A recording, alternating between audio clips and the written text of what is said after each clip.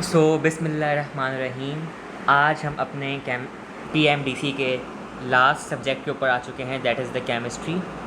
Biology और physics तो हमने अल्हम्दुलिल्लाह बहुत अच्छी तरह समझ कर with concepts past paper MCQ के साथ पढ़ा, मगर केमिस्ट्री एक ऐसा टॉपिक है इस PMDC में हमारा जो आज हम 13 अगस्त को स्टार्ट तो कर रहे हैं, मगर क्योंकि आपका नम्स का जो टेस्ट है वो 1 सितंबर को है। मेरी पूरी कोशिश है कि मैं 30 अगस्त तक आपको केमिस्ट्री क्लियर करा दूँ विद द पास्ट पेपर। इंशाल्लाह केमिस्ट्री में टोटल 19 चैप्टर्स हैं, 19, और ये बायोलॉजी और फिज़िक्स दोनों से बहुत ज़्यादा लेंदी भी है और बहुत ज़्यादा कॉन्सेप्चुअल भी है। मेरी इंशाल्लाह कोशिश इतनी अच्छी होगी कि मैं आपको इसके हर एक कॉन्सेप्ट के बारे में डिटेल में जाकर ही उसको अच्छी तरह समझाऊँ, क्योंकि 31 अगस्त को नम्स से एक दिन पहले मैं इंग्लिश का पास्ट पेपर सॉल्व कराऊंगा। नम्स का इंग्लिश की कोई प्रिपरेशन नहीं करनी, क्योंकि इंग्लिश जो सब्जेक्ट है नम्स के अंदर या PMDC के अंदर, वो सिर्फ एक पास्ट पेपर सॉल्व करके आप जाओ, आपका पूरा पेपर हो जाएगा इंग्लिश का। उसके MCQs भी बहुत कम होते हैं, आई थिंक 15 होते हैं, तो इंग्लिश की टेंशन नहीं लेनी। सिर्फ अब हमें केमिस्ट्री के ऊपर फोकस करना है। अच्छा, जब मैं अपने आगा खान के टेस्ट के लिए after the second year exams board के जब मैंने तैयारी शुरू की थी, तो मैंने केमिस्ट्री को लास्ट टच दिया था। इसलिए क्योंकि केमिस्ट्री लेंथी भी था और केमिस्ट्री कॉन्सेप्चुअल भी था, और केमिस्ट्री में कैलकुलेशंस फिज़िक्स से ज़्यादा हैं, ये बता दूं मैं इस बार। और दूसरी बात ये कि केमिस्ट्री की मैंने एक चीज़ बड़ी अक्लमंदी की कि जब मैं अपनी टेस्ट की तैयारी कर रहा था आगा खान की AQU के MBBS टेस्ट की, तो मैंने केमिस्ट्री के हर चैप्टर के शॉर्ट नोट्स बना लिए थे खुद के फॉर द PMDC MDCAT, ताकि मैं आपको अगर आगे पढ़ाता तो मैं अगर अदर नोट से पढ़ाता था वो हमारा 1 महीने से ऊपर लग जाता। अब हमारे तकरीबन 17 डेज़ के टारगेट में 19 चैप्टर्स ख़त्म करने हैं, तो उस टारगेट के हिसाब से अगर मैं लेकर चलूँ तो मैंने अल्हम्दुलिल्लाह नोट्स प्रिपेयर कर लिए थे अपने ओन शॉर्ट वर्डिंग में, और उन शॉर्ट वर्डिंग्स को आज हम स्टार्ट करेंगे पढ़ाना, और इंशाल्लाह हम एस करेंगे अपनी केमिस्ट्री के सब्जेक्ट को। इस पर बड़ी फोकस से पढ़ना है और मैं कोई लंबी भी नहीं करूँगा, इसमें सिर्फ कॉन्सेप्चुअल बातें होंगी क्योंकि हमारे पास टाइम नहीं है। सबसे पहले लिस्ट देखते हैं चैप्टर्स की। Introduction to fundamental concept of chemistry is the first year chapter, it is also known as the stoichiometry. Stoichiometry, और इस चैप्टर का मतलब है कैलकुलेशंस। घबराने की बात नहीं है, बेसिक कैलकुलेशन है, कोई इतनी मुश्किल नहीं है, जो जिसमें कॉन्सेप्ट्स है वो हम लगाएंगे। Atomic structure also the first year chapter, मैं इसको कॉलम में हाईलाइट करता हूँ। First year gases first year, liquids first year, solids first year, chemical equilibrium first year, reaction kinetics first year, it is also known as the chemical kinetics,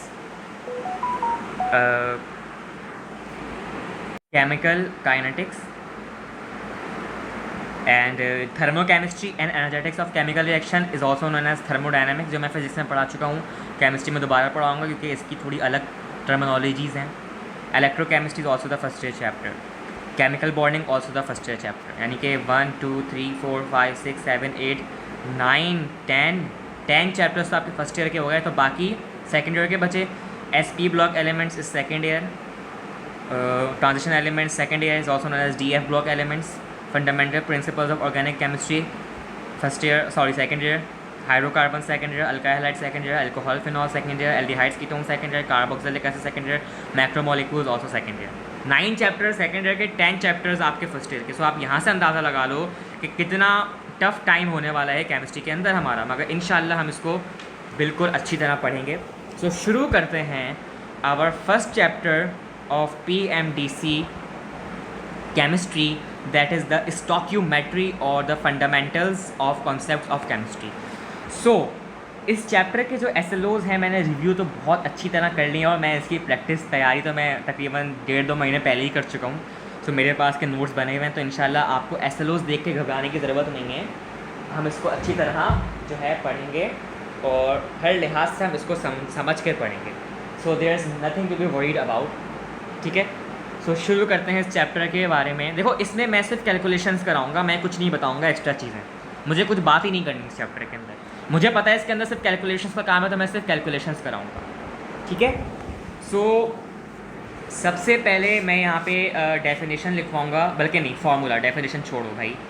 number of particles, formula यार इतने अच्छी तरह याद करने हैं और इस chapter को इतनी अच्छी तरह ग्रिप हासिल करनी है कि इसके अलावा किसी और चैप्टर पे हो या ना हो, मगर इस चैप्टर पे ग्रिप हासिल करनी है with each formula. So number of particles का अगर मैं फार्मूला बताऊं कि अगर मुझे नंबर ऑफ़ पार्टिकल्स कैलकुलेट करने को दिया जाए, मास over molar mass or molecular mass multiply by Avogadro's number N A. Avogadro's number की जो हमारे पास वैल्यू होती है that is the 6.02 into exponent 23 Avogadro's number. तो ये हमारे पास नंबर ऑफ़ पार्टिकल्स का फॉर्मूला है, ठीक है। और अच्छा एक और, क्योंकि ये जो मास ओवर मोलर मास है ये एक और किसी चीज़ का फॉर्मूला है, इसको कहते हैं मोल्स। अगर किसी के ग्राम्स में से हमें नंबर ऑफ़ मोल्स मालूम करने हो, कि अगर किसी का ग्राम केजी में दिया हो मास और उसका मोलर मास हमें आता हो, तो हम उसके ज़रिए मोल्स निकाल सकते हैं, number of moles. So number of moles जो है हमारे पास, moles multiply by Avogadro's number is also the number of particles, ठीक है। सो ये हमारे पास एक बेसिक फार्मूला था। तो अब मैं डायरेक्ट कैलकुलेशन के ऊपर आता हूँ और कैलकुलेशंस कराता हूँ। सबसे पहले मेरे पास क्वेश्चन है, how many grams of nitrogen. यार घबराना नहीं, पेपर में ऐसे क्वेश्चन देखकर मैं सबकी प्रैक्टिस कराऊंगा, टेंशन लेने वाली बात नहीं है। How many grams of nitrogen would 10 gram of hydrogen to produce ammonia.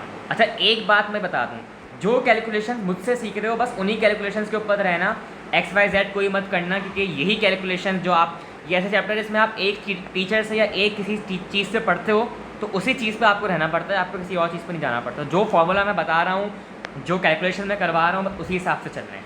तो अगर यहाँ पे दिया हुआ है how many grams of nitrogen would 10 gram of hydrogen to produce ammonia, यानी कि इसकी सबसे पहले इक्वेशन लिखो, nitrogen plus 3H2 into 2NH3। अमूमन आपको इक्वेशन दी होती है, आपको इक्वेशन से निकालना पड़ता है ग्राम, तो आप टेंशन नहीं लो। इक्वेशन आपको दी हुई है, नाइट्रोजन इज़ द अपनी डायटोमिक फॉर्म में है, N2 में 3 मोल्स ऑफ हाइड्रोजन आपके पास हैं, 1 मोल ऑफ नाइट्रोजन आपके पास है और 2 मोल्स ऑफ अमोनिया आपके पास प्रोड्यूस हो रहा है, ठीक है।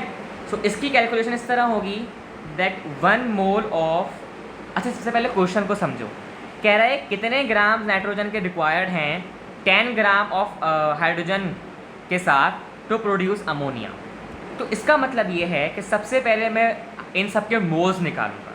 So 1 mole of hydrogen gas, अगर मैं 1 मोल ऑफ हाइड्रोजन गैस की बात करूं H2, so we have 2 moles, ठीक है, क्योंकि H2 की अगर मैं बात करूं सो वी हैव H1 मतलब हाइड्रोजन का atomic number we have 1, so 2 moles of hydrogen, ठीक है।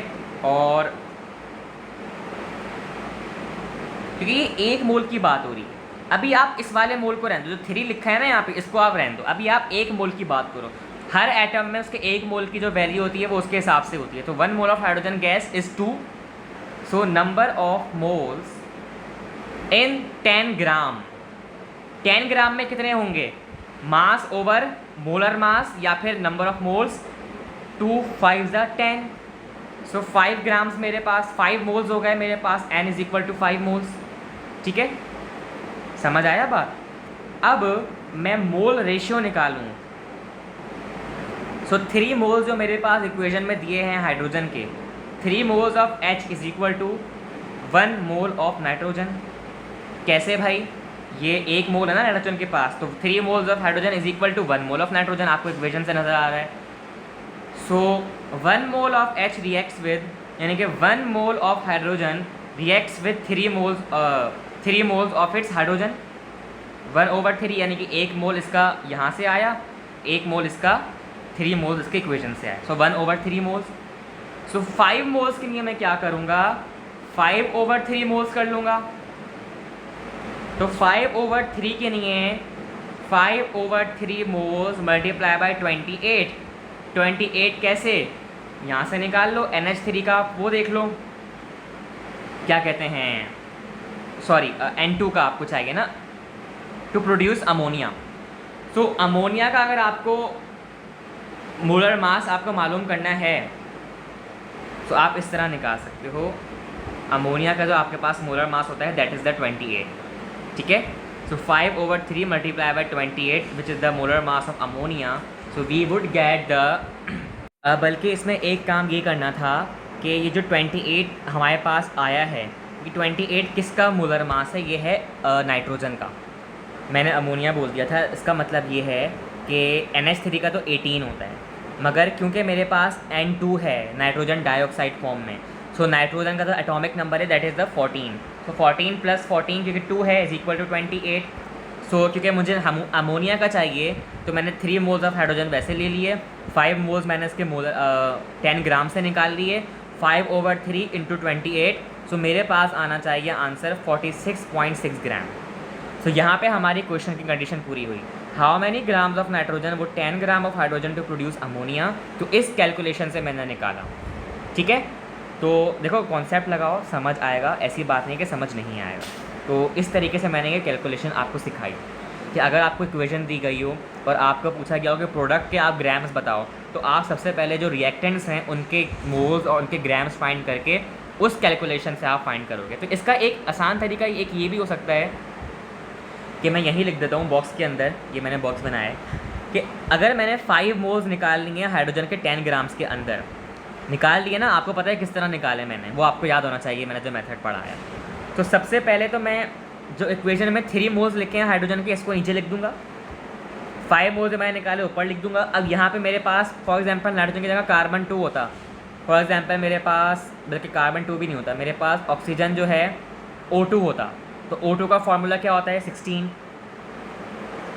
मोलर मास, यानी कि ऑक्सीजन का था एटॉमिक नंबर होता है that is 8 multiply by 2 is the 16। तो इस तरीके से मेरे पास कैलकुलेशन के साथ मेरा आंसर आता अगर यहाँ पे ऑक्सीजन की बात हो रही होती। तो इस तरीके से आप शॉर्ट फॉर्म में भी कर सकते हो। तो मैंने आपको ये थोड़ा एक डिटेल फॉर्म में पढ़ाया, आप इसको शॉर्ट फॉर्म में भी ले जा सकते हो, ठीक है। आगे बढ़ते हैं। तो अब हम एक और टर्म पर आ चुके हैं। सो अब हम जिस चीज़ को डिफ़ाइन करेंगे, सिर्फ इसकी कैलकुलेशन नहीं है हमारे सिलेबस में। सो अब हम जिस चीज़ को डिफ़ाइन करेंगे that is the empirical formula and molecular formula. So empirical formula क्या होता है, इसके डेफिनेशन मैं लिख देता हूँ, इसको याद कर लेना ताकि आपके काम आए, एग्जाम्पल भी बता दूँगा। So it is the simplest whole number ratio, it is the simplest whole number ratio of atoms in the compound। whole number की बात हो रही है, एक फ्रैक्शन की बात नहीं हो रही। represented by the symbols of the elements। ये आपकी डेफिनेशन पेपर में दे सकती है, पूछें किसकी डेफिनेशन है। of the elements is called empirical formula, short form लिख दिया मैंने। It represents the chemical composition, ये बड़ी इंपॉर्टेंट पॉइंट है। It represent the chemical composition of the compound in terms of smallest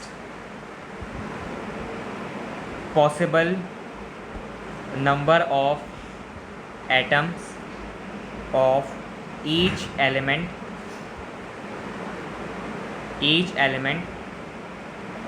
present in formula। तो इसको इस definition से याद रखो। सो फॉर एग्जांपल मेरे पास empirical formula of methane CH2O, ठीक है, और H2O, और again we have CH2 methane, ठीक है।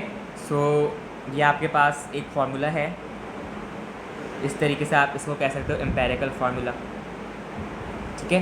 This is the smallest whole number ratio, ठीक है। वैसे तो मीथेन का फार्मूला आपके पास CH4 होता है, that is the methane gas, मगर यहाँ पे हम इसको एज एन अल्काइल रेडिकल या फिर मिथाइल रेडिकल्स भी कह सकते हैं, ठीक है। सो आगे बढ़ते हैं, ये this is the empirical formula. अब अगर मैं बात करूँ क्या कहते हैं मॉलिक्यूलर फार्मूला की, so what is molecular formula? So the molecular formula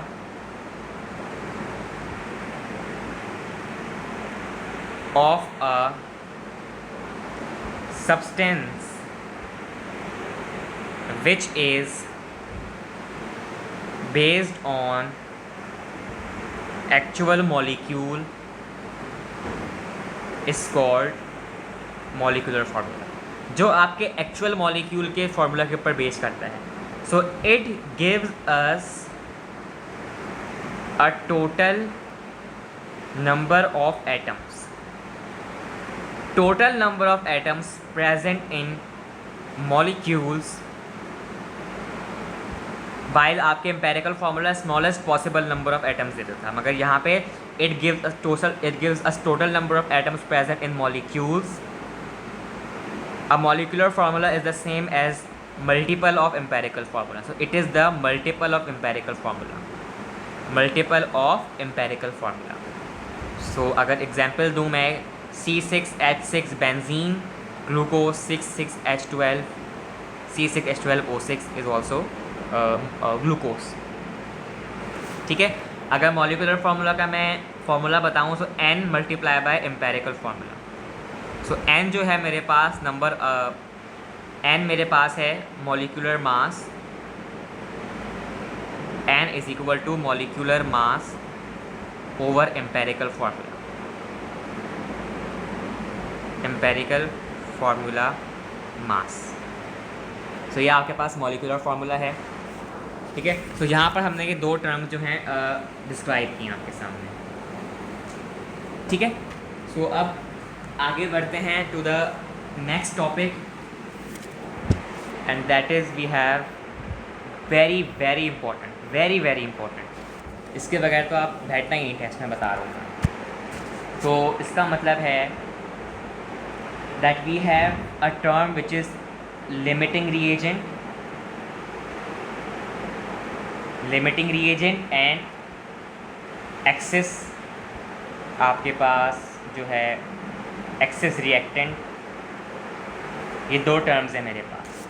limiting reagent को मैं कहता हूँ LR और एक्सेस रिएक्टेंट को मैं कहता हूँ ER. तो अब इसका मतलब क्या है? अगर मैंने एक केमिकल रिएक्शन परफॉर्म किया, उसमें मैंने दो एलिमेंट्स लिए. फॉर एग्जांपल मैंने एक में ली ऑक्सीजन और एक में मैंने ली कार्बन डाइऑक्साइड. जो गैस मैंने कम अमाउंट में ली है that is called the limiting reagent, और वो गैस जो मैंने कम अमाउंट में ली है वो आगे जाके मज़ीद रिएक्शन के लिए यूटिलाइज ना हो, that is also called the limiting reagent. Excess reactant जो मेरे पास एक्सेस अमाउंट में बच गया हो, अगर मैंने कार्बन ऑक्सीजन में से ऑक्सीजन ज़्यादा क्वांटिटी में लिया है और वही ऑक्सीजन मेरे पास एक्सेस अमाउंट में बच गया, तो अब मैं उसको क्या करूँगा, that is called the excess reactant. ठीक है. सो अब इसके तरीका ये है इसको सॉल्व करने का. इसके क्वेश्चंस आते हैं, बहुत आसान है. फॉर एग्जाम्पल इक्वेशन दी हुई है N2 + 3H2 is equals to 2NH3. अभी हमने इसका सॉल्व किया था ऊपर क्वेश्चन. और मुझे दे दिया गया कि मुझे ये कहा गया कि नाइट्रोजन के मेरे पास 3 मोल्स हैं, मुझे कहा गया, और हाइड्रोजन के मेरे पास 2 3 6 मोल्स हैं. चलो कहा गया मुझे 3 मोल्स ऑफ नाइट्रोजन कहा गया और 6 मोल्स ऑफ हाइड्रोजन कहा गया मुझे. ठीक है. अब मुझे मालूम ये करना है कि इसमें से लिमिटिंग रिएजेंट कौन सा है. तो ये मैं कैसे बताऊंगा कि यार इसमें से लिमिटिंग रिएजेंट कौन सा है? वैसे तो मैं बता सकता हूँ कि जो है आपका हाइड्रोजन आपको लग रहा है कि एक्सेस है और नाइट्रोजन आपके पास लिमिटिंग है, मगर नहीं. इसका फार्मूला है limiting reagent is equal to mole over stoichiometric coefficient. क्या मतलब? अब सुनो इसका मतलब. अगर फॉर एग्जांपल मुझे नाइट्रोजन के नंबर ऑफ मोल्स दिए हुए हैं 3 दिए हुए हैं ना क्वेश्चन में, तो मैंने लिख दिया 3. तो स्टोइकियोमेट्रिक कोफिशिएंट क्या हुआ? जो इसके बराबर में वैल्यू लिखी हुई है. जैसे हाइड्रोजन के बराबर में 3 लिखी है, that is the stoichiometric coefficient. 2NH3 के बराबर में 2 मेरे पास वैल्यू लिखी है, that is the stoichiometric coefficient. So अगर 3/1 मैं लिखूँ मोल ओवर स्टोइकियोमेट्रिक कोफिशिएंट, तो मेरे पास आंसर क्या आएगा? 3. Anything divided by 1 is it's value 3. और अगर मैं हाइड्रोजन के लिए लिखूँ 6 ओवर स्टोइकियोमेट्रिक कोफिशिएंट, मेरे पास 3 है, 3 2 6, 2 बचा. तो अब ये बता दो इसमें से लिमिटिंग रिएजेंट कौन सा है. भाई अगर ये हाइड्रोजन की नहीं है और ये नाइट्रोजन की नहीं है, तो नाइट्रोजन का लिमिटिंग रिएजेंट तो ज़्यादा है 3. So we have hydrogen as a limiting reagent. मैं नंबर ऑफ मोल्स देख के कभी नहीं बता सकते कौन लिमिटिंग रिएजेंट है. देखो हाइड्रोजन के यहाँ पर ज़्यादा थे, मगर जब सॉल्व किया तो कम आए. So hydrogen is the limiting reagent in this reaction और nitrogen is the excess reactant. So by this method we can solve the limiting reagents and excess reactant questions. ठीक है, अगर नंबर ऑफ मोल्स नहीं दिए हुए तो आपको number of grams दिए हुए होंगे, तो नंबर ऑफ ग्राम से आप नंबर ऑफ मोल्स कैसे निकालते हो? मास ओवर मॉलिक्यूलर मास। उस मॉलिक्यूलर मास से जो आपका मोल आएगा उस मोल के जरिए आप स्टोइकोमेट्रिक कोफिशिएंट को नीचे लिखोगे, डिवाइड करोगे और अपने लिमिटिंग रिएजेंट और एक्सेस रिएजेंट को आप फाइंड कर लोगे। ठीक है, ये तरीका है। तो इसी के साथ साथ मैं इसका क्वेश्चन सॉल्व करा देता हूँ। एक अपना MD-CAT का शायद मेरे पास क्वेश्चन है, a chemical reaction that is 2H2 + O2 gives 2H2O। ठीक है, सो अब मुझे ये बताओ कि विच of the following is the आपका लिमिटिंग रिएजेंट। ठीक है, तो आपका इसमें से लिमिटिंग रिएजेंट कौन सा है? तो आप ये कैसे बताओगे? देखो 1 मोल ऑफ H2 आपको पता है, 1 mole of H2 produce 18 gram of H2O, water का फार्मूला आपको पता है। और इसी तरह 1 मोल ऑफ ऑक्सीजन O2 आपका देगा 36 ग्राम ऑफ H2O। ठीक है, 18 को 2 से मल्टीप्लाई कर दो तो आपके पास 36 आएगा। सो इसमें कुछ भी नहीं किया मैंने, 1 मोल ऑफ H2 प्रोड्यूस कर रहा है 18 और 1 मोल ऑफ O2 प्रोड्यूस कर रहा है 36, तो क्या ज़्यादा कम हुआ? तो H2 has the least products, तो वी हैव H2 मतलब hydrogen as a limiting reagent, this is the limiting reagent, while oxygen is the excess reagent. तो इस इतने आसान मेथड से भी हम सॉल्व कर सकते हैं ये वाला फॉर्मूला, ये वाला काम। ठीक है, अच्छा अब इसके बाद मेरे पास एक और क्वेश्चन है इसी का। देखो मैं इसके प्रैक्टिस बहुत कराऊंगा, मैं मुझे पता है कितने इसके गंदे MCQs आते हैं इस चैप्टर के, तो मैं उस हिसाब से तैयारी करा रहा हूँ, don't worry about it. So मेरे पास एक और क्वेश्चन आया, 6 grams of carbon reacts with 16 grams of oxygen O2 to produce, ताकि प्रोड्यूस कर सकें CO2 which is the limiting, मतलब CO2 प्रोड्यूस कर दें। तो अब ये बताओ कि लिमिटिंग रिएक्टेंट क्या होगा इस रिएक्शन के? द लिमिटिंग रिएक्टेंट इज़ क्या होना चाहिए? अगर 6 ग्राम ऑफ कार्बन रिएक्ट कर जाएँ 6 ग्राम ऑफ ऑक्सीजन से और आपके पास बने कार्बन डाइऑक्साइड, इसका एक और तरीका है, कार्बन को इस तरफ लो और CO2 को इस तरफ लो, कार्बन डाइऑक्साइड को ये कॉलम, और ऑक्सीजन को इस तरफ लो और कार्बन डाइऑक्साइड को इस तरफ लो। दोनों के प्रोडक्ट सेम है और दोनों के एलिमेंट्स और रिएक्टेंट्स अलग अलग है। यहाँ कार्बन था, यहाँ ऑक्सीजन था, हमें क्वेश्चन से पता है कि जब कार्बन मिला और जब ऑक्सीजन मिला मगर बना क्या? Carbon dioxide. सो अबे मुझे स्टोइकोमेट्रिक कोफिशिएंट तो पता ही नहीं है, इक्वेशन तो मुझे दी ही नहीं है, तो मैं कैसे बता दूंगा कि यार कौन सा लिमिटिंग है? तो मैंने यहाँ पे लिख दिया इसका 1 स्टोइकोमेट्रिक कोफिशिएंट, इसका 1 स्टोइकोमेट्रिक कोफिशिएंट। जब मुझे इसका नहीं पता तो मुझे इसका भी नहीं पता है, मैंने यहाँ पे भी 1 1 लिख दिया। तो इस 1 को अगर मैं जो है कार्बन का जो मेरे पास atomic number that is the 6 और ऑक्सीजन का क्या होता है O2 का 16 + 6 क्या होना चाहिए? 22। तो मास ऑफ कार्बन डाइऑक्साइड कितना होता है? 22 ग्राम। और इसी तरह मास ऑफ कार्बन डाइऑक्साइड यहाँ पे कितना होता है? 22 ग्राम। तो क्या यहाँ पर कोई लिमिटिंग रिएजेंट है? ऐसे क्वेश्चंस में जब आपको स्टोइकोमेट्रिक कोफिशिएंट ही नहीं दिया हुआ, देखते ही सन टिक कर दो, नन इज़ लिमिटिंग रिएजेंट, कोई यहाँ पर लिमिटिंग रिएजेंट नहीं, बस दैट्स, यहाँ पर आपका क्वेश्चन ही ख़त्म हो गया। बस इतना आसान, सही है। आओ आगे बढ़ते हैं। ठीक है, आगे अपने MCQs को, आगे अपनी चीज़ों को सॉल्व करते हैं। ठीक है, सो यहाँ पर हमारा लिमिटिंग वाला और एक्सेस वाला टॉपिक भी ख़त्म हुआ। कैलकुलेशन भाई याद कर लो, अभी मैं इसकी थोड़े और भी कैलकुलेशंस कराऊंगा, टेंशन लेने वाली बात नहीं। सो अब मेरे पास एक टर्म आती है, क्या कहते हैं, theoretical yield.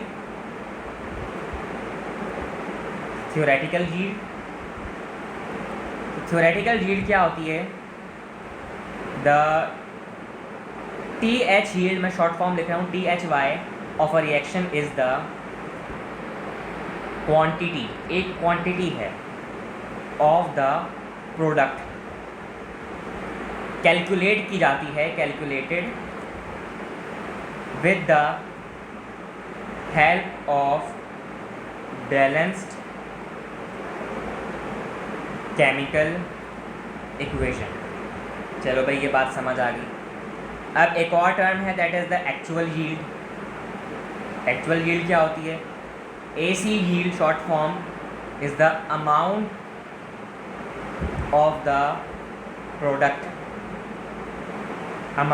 products obtained in a chemical reaction. अब इसका मतलब ये है जो चीज़ मैं कैलकुलेट करता हूँ that is the theoretical yield, और जो चीज़ मुझे केमिकल रिएक्शन के बाद मिलती है that is the actual yield. तो एक इंपॉर्टेंट पॉइंट याद कर लो, practically in most of the chemical reactions actual quantity AC is always less than the theoretical yield, यानी कि थ्योरेटिकल यील्ड आपकी ज़्यादा होती है एक्चुअल यील्ड से। एक्चुअल यील्ड आपकी कम क्यों होती है? इसकी कुछ वजह है।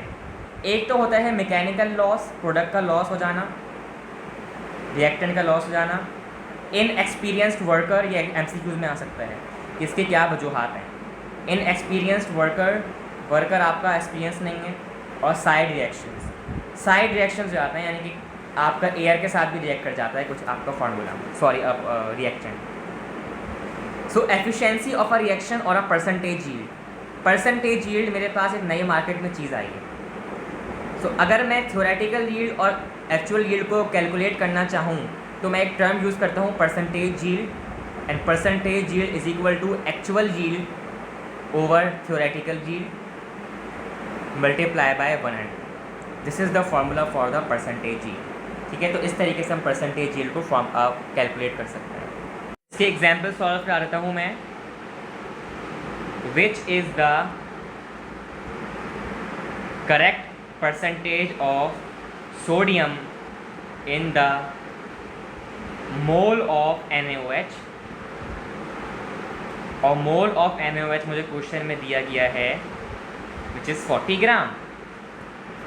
तो अगर मुझे 40 ग्राम दिया हुआ है यानी कि 40 ग्राम मेरे पास थ्योरेटिकल यील्ड हो गई, और पूछा गया कि जो है आपका, अच्छा सॉरी एक मिनट, इसमें एक मैं चीज़ बताता हूँ, बल्कि मैंने एक मिस्टेक कर दी है अभी। ये जो क्वेश्चन है ये आपका परसेंटेज यील्ड वाला नहीं है, ये आपकी परसेंटेज कंपैरिजन का है। परसेंटेज कंपैरिजन एक अलग टॉपिक है, वो इस तरह निकलता है। Percentage comparison is equal to mass over molar mass multiply by 100, जैसे that is the formula of percentage comparison. तो अगर मुझे एक क्वेश्चन दिया गया है, तो अगर मुझे मोल ऑफ NaOH ऑलरेडी दिया हुआ है 40 ग्राम्स मोलर मास, और मुझे सोडियम का मास पता है कितना होता है 23 मल्टीप्लाई बाय 100, सो आप इस तरीके से इसको सॉल्व कर सकते हो। ठीक है, सो अगर आप इसको पूरे को सॉल्व करोगे 2300 इज अपॉन 40, और 40 आपके पास, अगर मैं एक ज़ीरो यहाँ से काट लूँ और 4 आपके पास 4 5 20, या फिर आप कर सकते हो कि 4 1 4, तो आपके पास यहाँ आंसर आना चाहिए सब कुछ काट पीट के 57.5%। तो by this method we can calculate the percentage comparison. सही है, तो इस तरीके से, अच्छा ये कैलकुलेशन जो मैं कर रहा हूँ ना डिवाइड वगैरह वाली, ये सब आपको खुद आनी चाहिए अमूमन, तो सही है ना, ये आपको हर सूरत में आनी चाहिए। तो इस तरीके से हमारे पास एक और फार्मूला आ गया that is the percentage comparison. ठीक है, सो इस तरीके से हम इसको फाइंड कर सकते हैं। अच्छा जनाब, अब हम आगे बढ़ते हैं और थोड़ी मज़ीद कैलकुलेशंस के ऊपर जाते हैं। सोच रहा हूँ कि इसी का करा दूँ कि परसेंटेज यील्ड का या फिर थ्योरेटिकल यील्ड का क्वेश्चन कोई मिल जाता है मुझे। वैसे ऐसा कोई क्वेश्चन तो नहीं मिल रहा है मुझे, मगर आपको मैंने फार्मूला बता दिया किस तरीके से आपको ये निकल सकता है परसेंटेज यील्ड, थ्योरेटिकल यील्ड और एक्चुअल यील्ड। तो आप with the help of these formula you can get the value of these topics. ठीक है, तो इस तरीके से हम कर सकते हैं। तो अभी तक मैंने आपको limiting reagent, excess reactant, percentage yield, theoretical yield, actual yield, molar mass, molecular mass, number of moles, और जो है आपका percentage comparison, number of atoms या नंबर ऑफ पार्टिकल्स, एक ही बात है, और आपके ये सब चीज़ें मैंने करा दी। मगर इससे पहले मैं चाहता हूँ कि मैं आपको कुछ बड़ी इंपॉर्टेंट चीज़ें पढ़ाऊँ और बड़ी इंपॉर्टेंट कैलकुलेशंस पढ़ाऊँ। सो आ जाते हैं अपने कैलकुलेशन वाले पार्ट में। अब इंशाल्लाह अब हम इसको और अच्छी तरह करेंगे। सो क्वेश्चंस पढ़ते हैं और क्वेश्चंस को सॉल्व करते जाते हैं। Question number 1 we have convert 1 million of sulfur dioxide SO2 molecules to mass in grams। अब ये क्या चीज़ आ गई यार, ये कैसे निकालूँ? Simple formula, molecular weight of sulphur dioxide, sulphur का आपको पता है 32 होता है, तो 32 multiply by 1 plus oxygen 2 times है, 2 multiply by 16, we will have 64 grams per mole which is the molar mass of the sulfur dioxide. So अब मुझे ये कहा गया कि 1 पॉइंट, आपको पता है मिलियन के अंदर कितने ज़ीरोज़ होते हैं, आपके पास 6 होते हैं. सो 1 into exponent 6 molecules of SO2 और 1 मोल ऑफ SO2 एक ही बात है, over 6.02 which is the Avogadro number over 2-3 molecules of sulphur dioxide. घबराने की ज़रूरत नहीं है, इसकी कैलकुलेशन देख लो. 64 मैंने मॉलिक्यूलर मास निकाला था over 1 mole of sulphur dioxide. So 1 mole में अगर मैं बात करूँ मेरे पास कितने होने चाहिए, सो 1 मोल में मेरे पास होने चाहिए तकरीबन, आप कर लो 1.1 मोल ऑफ सल्फर डाइऑक्साइड ना. सो 1 मोल के लिए हम कर सकते हैं 1 मिनट. बल्कि मैंने इस क्वेश्चन को रिव्यू कर लिया है कि क्वेश्चन हटा दो, ये हमारे एसएलओ में नहीं है, मैंने खामखा इसकी गुंजाइश रखी यहाँ पर, और ये अलग ही इसके एक्सप्लेनेशन है, और ये हमारे लेवल का नहीं है, इसको कैंसिल कर दो, ये हमारे सिलेबस में नहीं है. ठीक है, आगे बढ़ते हैं, नेक्स्ट क्वेश्चन सॉल्व करते हैं. That is in our syllabus. So we have a question that is which of the following compound has the highest percentage of oxygen. अब ये कैसे मालूम करूँगा भाई मैं? ए ऑप्शन दिया हुआ, बल्कि नहीं, हाँ ए ऑप्शन दिया हुआ है मुझे CH3CO2 H, that is the हमारे पास जो है कार्बोक्सिलिक है, कार्बोक्सिलिक ग्रुप है. B we have CH3OH methanol, C we have H2O, और डी वी हैव C6H12O6. अब मुझसे पूछा गया कि इनमें हाईएस्ट परसेंटेज ऑफ ऑक्सीजन किसकी होना चाहिए. तो भाई इसका सिंपल फार्मूला है मास of oxygen in compound over total mass of compound multiply by 100.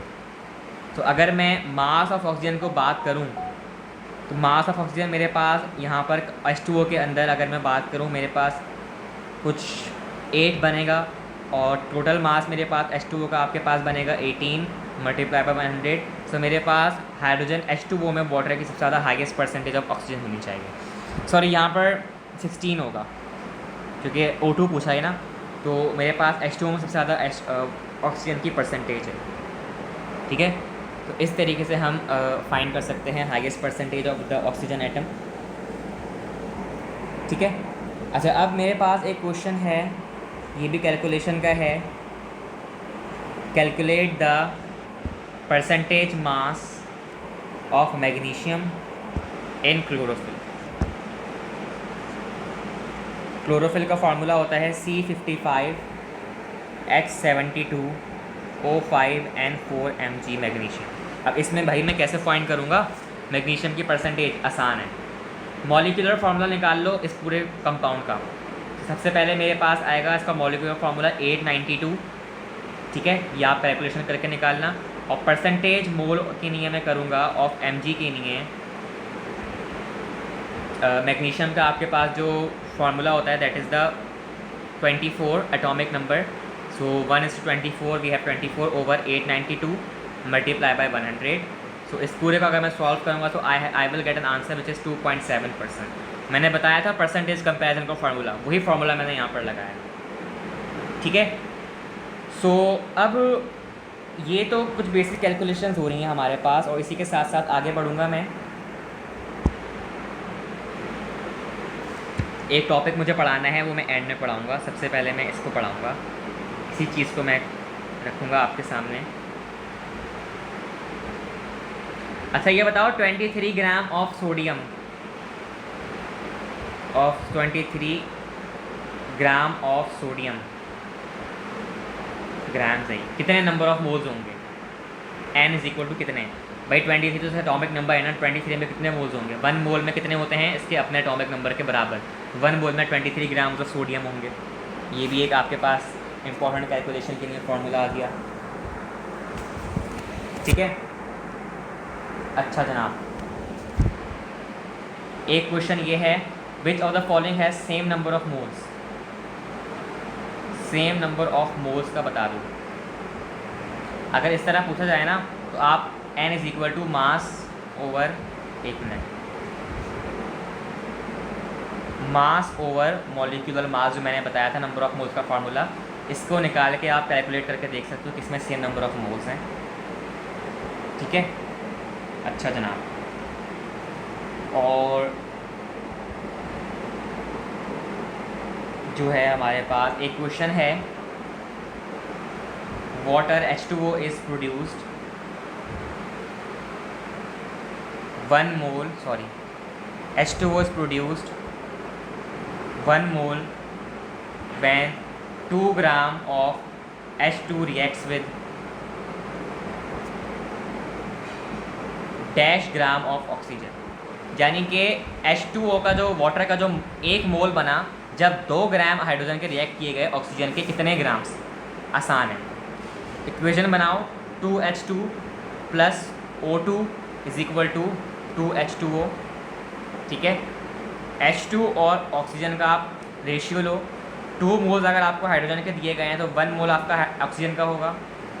ठीक है, सो 1 के लिए मैं करूँगा हाफ मल्टीप्लाई बाय 1, क्योंकि ऑक्सीजन को अगर मैं एक सिंगल फॉर्म में लूँ so it is half 1/2 multiply by 1 is equal to 0.5। So mass of oxygen के लिए मैं बात करूँगा is equal to 0.5 multiply by 32, I will get an answer 16 gram. ठीक है, 16 ग्राम चाहिए मुझे ऑक्सीजन का वाटर को प्रोड्यूस करने के लिए। हाफ इसलिए लगेगा कि ऑक्सीजन अगर सिंगल फॉर्म में होगी, O2 नहीं, इसको नहीं लेंगे, अगर सिंगल ऑक्सीजन लेंगे तो हमेशा 1/2 फॉर्म में होगी, तो इसलिए 0.5 मैंने लिया। ठीक है, तो इस तरीके से ये कर सकता हूँ मैं कैलकुलेट। अच्छा जनाब, अब मेरे पास जो है एक नया टॉपिक आ रहा है, that is the volume of a gas at STP। ये सबसे बड़ा टॉपिक होगा और ये सबसे ज़्यादा कॉन्सेप्चुअल होगा, जिसको आप डील करेंगे। सो इसका मतलब ये है, जो मैंने STP का बताया आपको, standard temperature and pressure, STP standard temperature and pressure, याद रख लो। मेरे पास क्वेश्चन आया, what is the gram molecular volume law. अरे भाई ये क्या चीज़ आ गई, सुनो इसका एक्सप्लेनेशन सुन लो मुझसे। Gram molecular volume states that 1 mole of any gas at STP standard temperature and pressure occupies 22.4 dm cube volume. dm cube volume या फिर लीटर, एक ही बात है, तो लीटर बोलो या फिर वॉल्यूम, dm cube बोलो, एक ही बात। PV is equal to nRT is the standard ideal gas equation, जो हम आगे पढ़ेंगे गैस चैप्टर में, और ये आपके पास ज़्यादातर यूज़ होता है फॉर्मूला के अंदर। तो इसका क्वेश्चन मतलब ये है, अगर मैं क्वेश्चन को डील करूँ कि विच of the following is the limiting reactant for the neutralization of 0.4 mole H2SO4 sulfuric acid in 0.8 liters या फिर dm cube of water H2O and 0.8 mole of sodium hydroxide NaOH in 1.2 litres of water. अब ये क्या चीज़ आ गई भाई, ये क्या question है। सबसे पहले तो क्वेश्चन को समझो। पूछा गया है इनमें से कौन सा लिमिटिंग रिएजेंट है जिसके न्यूट्रलाइजेशन प्रोडक्ट में 0.4 मोल आपके H2SO4 के लगे, 0.8 लीटर ऑफ वाटर लगे और 0.8 मोल्स आपके सोडियम हाइड्रोक्साइड के लगे, जिसमें आपका 1.2 लीटर ऑफ H2O था। सो भाई इसकी एक्सप्लेनेशन सुन लो मुझसे। इस क्वेश्चन का मतलब क्या है, इंतहाई आसान। सबसे पहले तो इसका जो आंसर है वो मैं बता देता हूँ। इसका आंसर ये है कि there is no limiting reagent. अबे भाई ये कैसे पता चला, सुनो। 2 moles of NaOH sodium hydroxide react करा with 1 mole of H2SO4 and 0.4 moles of acid will completely neutralize 0.8 moles of the base। ठीक है, बेस हमारे पास NaOH है और एसिड मेरे पास 0.4 मोल्स है, तो आपको यहाँ से समझ आ गया। ठीक है, do not get confuse in the calculating, यहाँ पे आपको सिर्फ कन्फ्यूज़ करने के लिए दिया है, क्योंकि ऐसे क्वेश्चन में कभी आप लिमिटिंग रिएजेंट नहीं निकाल सकते हो, आपके पास ना टाइम भी नहीं होता। तो यहाँ पे आपके पास लिमिटिंग रिएजेंट कोई भी नहीं है, तो आप इस तरीके से भी ट्रिक लगा सकते हो कि यार अगर ऐसा क्वेश्चन आए ना मेरे पास, मैं फ़ौरन से बोल दूँ कि इतनी लंबी कैलकुलेशन तो कोई भी नहीं कराएगा, कोई भी एग्जामिनर नहीं कराएगा, तो there is no limiting reagent. हाँ, ऐसा क्वेश्चन मैं सॉल्व कर सकता हूँ। 2 ग्राम ऑफ एक मिनट, ये लास्ट टॉपिक है बस चैप्टर का। 2 gram of a well known gas occupies the volume 1.02 liters या dm cube at STP। What is molecular formula? अबे ये क्या चीज़ आ गई भाई, कोई मसला नहीं, इसको भी समझते हैं। इसको देखो, अगर मुझे वॉल्यूम चाहिए तो मास over molecular mass multiply bye 22.414 dm cube, formula याद कर लो। अगर मुझे मॉलिक्यूलर फार्मूला चाहिए तो mass into volume, mass into 22.414 dm cube over volume. तो अगर मैं इस हिसाब से देखूं, सो 2 ग्राम्स मुझे दिया हुआ है मास और 22.414 STP का टेम्परेचर वो होता है वैल्यू, और 1.02 मुझे STP की वॉल्यूम दिया हुआ है। तो मेरे पास आंसर क्या आना चाहिए, 44 ग्राम मोल। सो वो जो गैस 44 ग्राम मोल की थी that is the carbon dioxide. ठीक है, सो वो मेरे पास कार्बन डाइऑक्साइड का सारा खेल था। तो इस तरीके से मैंने फाइंड किया। ठीक है, अच्छा जनाब, एक दफ़ा मैं और देख लूँ कोई ऐसा क्वेश्चन जो रह गया हो आपका। हाँ, एक और रह गया, मैं बताता हूँ उसका question. So last question of this chapter we have calculate the volume of ammonia NH3 produced by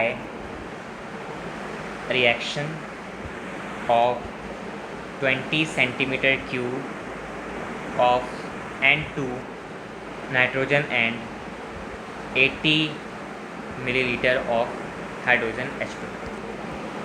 अब ये क्या क्वेश्चन आ गया, सेंटीमीटर क्यूब कहाँ से आ गया और मिलीलीटर कहाँ से आ गया। सुनो, सबसे पहले मैं नाइट्रोजन का यहाँ लिखूँगा, हाइड्रोजन का यहाँ लिखूँगा, कॉलम बना दो। चलो भाई, बना दिया। अगर मुझे वॉल्यूम फाइंड करने को कहा गया है और उससे पहले मुझे वॉल्यूम दिया हुआ है दोनों कंपाउंड्स का, so Vm over 22.414 is equal to number of moles. तो मुझे सबसे पहले नंबर ऑफ मोल्स फाइंड करना है। तो 20 centimetre cube of nitrogen over 22.414 is equal to 0.89 moles आते हैं। हाइड्रोजन के लिए भी वही 80 सेंटीमीटर क्यूब या millilitre over 22.414 is equal to 3.57, या आप कैलकुलेशन से निकाल लोगे। तो N2 plus 3H2 is equal to 2NH3, वही पहला वाला आपका इक्वेशन आ गई जो मैंने फर्स्ट टॉपिक में कराई थी। By the calculation of number of moles of ammonia stoichiometrically, N2 आपके पास, अगर आप नाइट्रोजन देखें, लिमिटिंग रिएजेंट है। और लिमिटिंग रिएजेंट इसलिए है क्योंकि आपके पास इस तरह आप दे सकते हैं कि वॉल्यूम आपके पास ओवर 22.414 इज़ इक्वल टू आपके पास आ रहा है 1.78 मोल्स। ठीक है, आप 0.89 को 2 से मल्टीप्लाई कर दो तो आपके पास बचेगा 1.78। और इसी तरह हाइड्रोजन के आपके पास ऑलरेडी ज़्यादा मोल्स आ रहे हैं, या फिर आप यहाँ से देख सकते हो 0.89 कम है और 3.57 ज़्यादा है। तो nitrogen is the limiting reagent.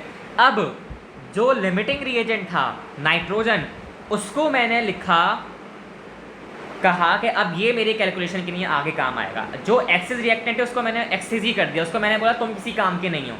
Limiting reagent क्या था 0.89, 0.89 को मल्टीप्लाई किया 2 से, क्योंकि नाइट्रोजन 2 था एंड 2 मेरे पास वैल्यू है 1.78, 1.78 को मैंने मल्टीप्लाई करा दिया 22.414 से और मेरे पास आंसर आया 40 centimetre cube is the answer. तो इस तरीके से जो मेरे पास लिमिटिंग रिएजेंट होगा उसकी मदद से मैं अपनी आगे की कैलकुलेशंस करूँगा और एक्सेस रिएक्टेंट को मैं बाहर निकाल दूँगा। ठीक है, सो इस तरीके से मैं इसको करा सकता हूँ। सो यहाँ पर हमारा ये चैप्टर की कुछ कैलकुलेशन और ये चैप्टर ये अल्हम्दुलिल्लाह हमारा जो है ख़त्म हुआ। तो उसकी मैंने आपको तकरीबन बेइंतहा प्रैक्टिस कराई है। सो उम्मीद है कि आप इसको अच्छी तरह याद रखोगे और समझोगे, और मैंने हर चीज़ के बारे में बहुत अच्छी तरह पढ़ाई है। देखो मैं इसकी एक ट्रिक बताता हूँ, थोड़ी कैलकुलेशन इसकी थोड़ी मुश्किल हैं, कुछ आसान है। सिर्फ फार्मूला याद रखो और जो मैंने क्वेश्चन सॉल्व कराए ना, अगर वो समझ नहीं भी आ रहे ना XYZ फॉर इंस्टेंस, तो आप उनका सॉल्व करने का मेथड समझ लो। अगर आपको सॉल्व करने का मेथड समझ आ गया ना, क्योंकि मैंने कराए मुश्किल क्वेश्चंस, नम्स में या PMDC में इतने मुश्किल क्वेश्चन नहीं आते। अगर आपको ये मेथड याद हो गया तो आप इससे आसान आसान क्वेश्चन सॉल्व कर लोगे, आई होप। तो इसलिए घबराने वाली बात नहीं है। So today we have completed our first chapter. सही है, बिल्कुल हमने अपना स्टोइकियोमेट्री ख़त्म किया आज के सिलेबस में। इंशाल्लाह अब हम नेक्स्ट टॉपिक में पढ़ेंगे अपना next chapter, that is the atomic structure. So बस यहाँ तक हमने अल्हम्दुलिल्लाह चैप्टर कंप्लीट किया।